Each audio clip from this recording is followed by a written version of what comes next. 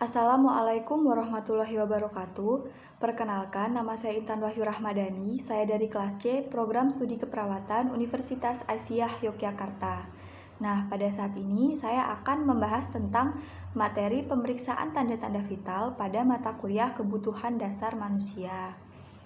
Nah, sebelumnya, apa sih itu pemeriksaan tanda-tanda vital? Nah, pemeriksaan tanda-tanda vital itu yang sering kita kenal juga sebagai vital sign meliputi 4 hal, yaitu pemeriksaan tekanan darah, denyut nadi, frekuensi pernafasan, dan temperatur atau suhu tubuh. Nah, tujuan dari pemeriksaan tanda-tanda vital ini adalah yang pertama, untuk menentukan pengkajian status kesehatan pada klien, dan yang kedua adalah untuk mengetahui beberapa pergantian dan pengukuran yang lalu atau menilai perkembangan kesehatan dari klien. Nah, untuk melakukan pemeriksaan TTV, langkah awal yang akan kita lakukan adalah mempersiapkan alat dan bahan, kemudian menyiapkan ruangan yang akan kita gunakan untuk pemeriksaan nanti. Nah, alat dan bahan yang akan kita gunakan untuk pemeriksaan TTV, yang pertama ada manset atau a blood pressure cuff, yang kedua ada sphygmomanometer, yang ketiga ada pulpen dan buku catatan, yang keempat ada stetoskop, yang kelima ada termometer, yang keenam ada jam atau stopwatch, yang ketujuh ada larutan disinfektan, yang kedelapan ada tisu, dan yang kesembilan ada bengkok. Selanjutnya, setelah semua alat dan bahan sudah dipersiapkan, kita akan langsung melakukan pemeriksaan TTV kepada pasien. Namun, sebelum itu kita wajib mencuci tangan menggunakan sabun dan air mengalir, kemudian menggunakan handscoon dan memakai APD yang lengkap. Setelah semua sudah siap, jangan lupa kita juga harus melakukan komunikasi terapeutik kepada pasien, seperti memberi salam, memperkenalkan diri, menanyakan nama pasien, menjelaskan prosedur pemeriksaan yang akan dilakukan, menanyakan kepada pasien apakah pasien sudah siap untuk dilakukan tindakan pemeriksaan, kemudian memberi kesempatan kepada pasien apakah pasien ingin bertanya sebelum kami melakukan tindakan, dan berdoa agar semua berjalan dengan lancar. Kemudian, selanjutnya yang pertama, kita akan melakukan pemeriksaan TTV dengan mengukur tekanan darah.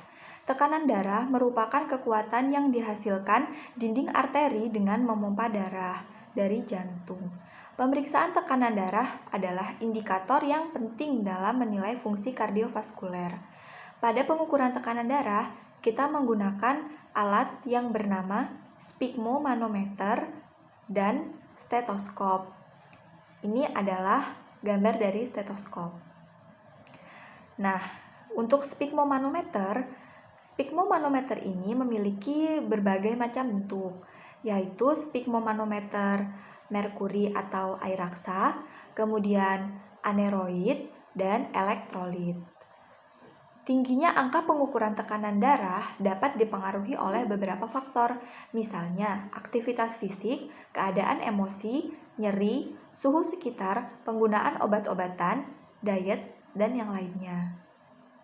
Nah, untuk melakukan pengukuran tekanan darah, cara dan langkah yang akan kita lakukan adalah: yang pertama, kita harus mengatur posisi duduk klien tidur atau terlentang, kemudian meminta klien untuk beristirahat dalam posisi tersebut selama kurang lebih 5 menit.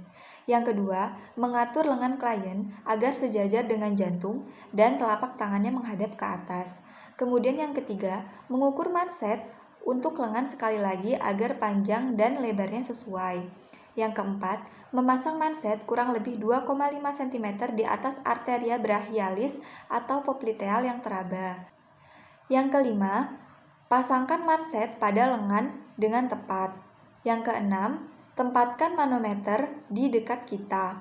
Yang ketujuh, raba arteri brachialis dengan jari-jari, lalu pompa manset sampai 20 hingga 30 mm Hg di atas pulse yang sudah tak teraba lagi. Kemudian, yang kedelapan, letakkan diafragma stetoskop di atas tempat nadi. Yang kesembilan, kendorkan manset 2-3 mm Hg per denyut. Yang kesepuluh, catat bunyi Korotkoff sound 1, 4, dan 5. Kemudian yang ke-11, kendorkan manset sampai 0 jika bunyi sudah tidak terdengar. Setelah itu, jika perlu mengulang, tunggu 30 detik. Luruskan lengan untuk melancarkan aliran darah dan ulangi lagi langkah ke-9 dan yang ke-12. Kemudian yang terakhir adalah lepas manset. Yang kedua adalah pemeriksaan tanda-tanda vital, yaitu pengukuran denyut nadi.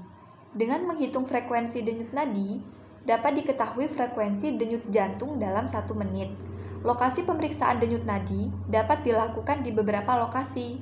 Namun, dalam praktik sehari-hari, pemeriksaan menggunakan nadi radialis dan brachialis lebih sering dilakukan, karena letaknya berada di sekitar lengan. Yang pertama adalah mengukur nadi radialis. Cara dan langkah-langkah yang akan kita lakukan adalah: yang pertama, mengatur posisi klien dengan nyaman.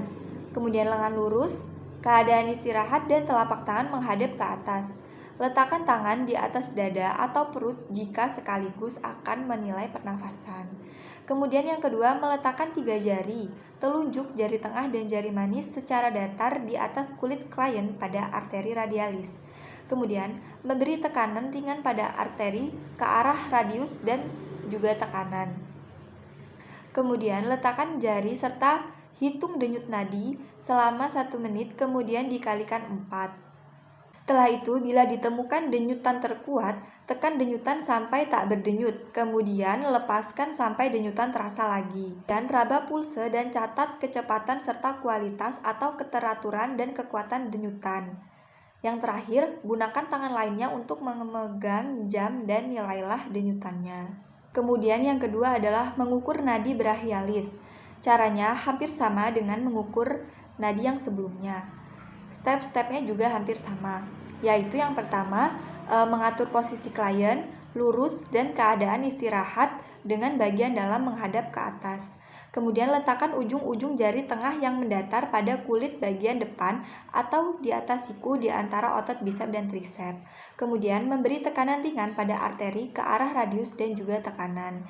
Setelah itu, letakkan jari serta hitung denyut nadi selama 1 menit, kemudian dikalikan 4. Kemudian, bila ditemukan denyutan terkuat, tekan denyutan sampai tidak terasa lagi. Setelah itu, raba pulse dan catat kecepatan serta kualitasnya. Dan yang terakhir, menggunakan tangan lainnya untuk memegang stopwatch atau jam, kemudian nilailah denyutannya. Pemeriksaan tanda-tanda vital yang ketiga adalah pengukuran pernafasan. Pengukuran pernafasan merupakan pemeriksaan yang dilakukan untuk menilai proses pengambilan oksigen dan pengeluaran karbon dioksida, menilai frekuensi, irama, kedalaman, dan tipe atau pola pernafasan. Pernafasan yang normal akan memiliki kriteria, yaitu frekuensi sesuai rentang nilai untuk masing-masing tingkat usia, irama teratur, dan kedalaman pergerakan dada seimbang kiri kanan. Cara dan langkah-langkah untuk mengukur pernafasan pada pemeriksaan tanda-tanda vital adalah: yang pertama, mengatur posisi klien supinasi. Yang kedua, meletakkan tangan datar pada dada dan mengobservasi kedalaman dan kesimetrisan gerakan. Jika diperlukan, baju klien bisa dibuka. Ketiga adalah menghitung pernafasan. Jika pernafasan teratur, dihitung selama 15 detik dikali 4. Dan jika pernafasannya tidak teratur, dihitung selama 1 menit. Kemudian yang terakhir adalah mendengarkan bunyi pernapasan, dan jika ada bunyi napas yang abnormal. Keempat adalah pemeriksaan suhu tubuh. Nah, pemeriksaan suhu tubuh digunakan untuk menilai kondisi metabolisme di dalam tubuh, di mana tubuh menghasilkan panas secara kimiawi melalui metabolisme darah. Alat yang digunakan adalah termometer konvensional atau termometer raksa dan termometer digital. Cara pengukuran suhu tubuh dapat dilakukan sebagai berikut. Lakukan dengan cara yaitu: yang pertama, atur posisi klien, suhu rektal, posisi sim, dan suhu aksila, posisi supinasi. Kemudian yang kedua, mengamati termometer dan melakukan kalibrasi sampai air raksa menunjukkan pada angka 35 dengan cara memegang erat bagian distal termometer. Kemudian mengibaskan termometer dengan menggunakan sendi pergelangan. Kemudian yang terakhir, mengamati kembali turunnya air raksa. Pengukuran suhu tubuh ini juga terbagi menjadi 3 cara, yaitu yang pertama melalui oral, yang kedua melalui rektal, dan yang ketiga melalui aksila. Yang pertama, untuk pengukuran suhu tubuh melalui oral, yaitu memberitahu klien agar membuka mulut dan mengangkat lidah sedikit. Nah, kemudian meletakkan termometer di bawah lidah. Kemudian, yang ketiga memberitahukan klien agar menutup mulut saja dan jangan menggigit selama 2-3 menit. Suhu tubuh melalui rektal. Yang pertama yang harus kita lakukan adalah melumasi ujung pentolan dengan Vaseline sesuai kebutuhan. Kemudian membuka bagian pantat klien. Kemudian yang ketiga meraba sphincter ani dengan ujung pentolan dan memasukkan ujung pentolan hati-hati ke dalam anus. Untuk tubuh melalui aksila. Cara yang pertama adalah kita harus mengelap ketiak. Yang kedua, meletakkan termometer pada aksila atau ketiak dengan posisi yang tepat. Tahap yang selanjutnya adalah tahap terminasi. Tahap terminasi ini meliputi merapikan alat dan merapikan kliennya juga. Setelah itu mengevaluasi kegiatan dan menanyakan respon kepada klien. Kemudian menjelaskan RTL dan kontrak selanjutnya. Setelah itu berdoa dan mengucapkan salam kepada klien karena kita sudah melakukan tindakan pemeriksaan tanda-tanda vital. Yang terakhir yang akan kita lakukan adalah mendokumentasi. Dokumentasi tersebut meliputi SOAP, S untuk subjek, O objek, A assessment, dan P plan. Namun, untuk kali ini yang digunakan adalah subjek dan objeknya saja.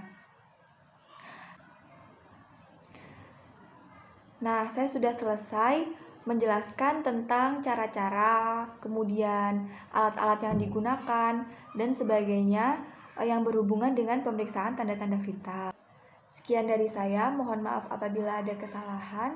Saya akhiri billahi taufik wal hidayah. Wassalamualaikum warahmatullahi wabarakatuh.